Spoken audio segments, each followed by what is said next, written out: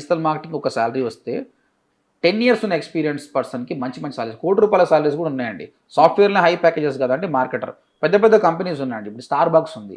Star bucks మొత్తం social media handle చేసే వాళ్ళకి లక్షలలో ఉంటుంది ప్యాకేజ్. బికాస్ వాళ్ళ కంపెనీ ప్రెసెన్స్ మొత్తం ఆయన మేనేజ్ చేస్తున్నాడు అనమాట. కాకపోతే కంటిన్యూస్గా మన మార్కెటింగ్ స్కిల్స్ పెంచుకుంటే దీనికి మించిన ఇండస్ట్రీ ఇంకోటి లేనేలేదు. పొలిటికల్ క్యాంపెయిన్స్ ఉంటాయండి. ఏ పార్టీకైనా పొలిటికల్ క్యాంపెయిన్ చేసిన డిజిటల్ మార్కెటర్ కోట్లలో తీసుకుంటారు వాళ్ళు. అంటే టు స్టార్ట్ విత్ ఫ్రెషర్గా స్టార్ట్ చేసినా మీరు మార్కెటర్గా నాలెడ్జ్ పెంచుకుంటూ పోతే మీ డిమాండ్ పెరుగుతుంది. ఇప్పుడు నేను కెరియర్ స్టార్ట్ చేసినప్పుడు నా డిమాండ్, ఇప్పుడు నాకు డిమాండ్ చాలా ఉందన్నమాట. సో బీయింగ్ మార్కెటర్గా ఎక్స్పీరియన్స్ పెరిగే కొద్దీ వాల్యూ పెరుగుతుంటుంది. కొన్ని ఇండస్ట్రీలో ఎట్లుంటుందంటే ఎక్స్పీరియన్స్ అయ్యే కొద్దీ వాడిని ఎప్పుడు తీసేయాలని చూస్తుంటారు. వీనికి ఇంత ప్యాకేజ్ ఎందుకు ఇవ్వాలి, కానీ మార్కెటర్కి అట్లా కాదు. మార్కెటర్కి చాలా వాల్యూ ఉంటుంది అనమాట. ఎంత ఎక్స్పీరియన్స్ ఉన్నవాడైతే అంత వాల్యూ ఉంటుంది మార్కెటర్గా. కొన్ని సాఫ్ట్వేర్ కంపెనీస్ కూడా చూస్తాం, ఒక హైయెస్ట్ ప్యాకేజ్ వచ్చింది. ఒక ఎగ్జాంపుల్ వీడియో ఎడిటర్ ఉన్నాడు అండి. వీడియో ఎడిటర్ పని చేస్తున్నాడు.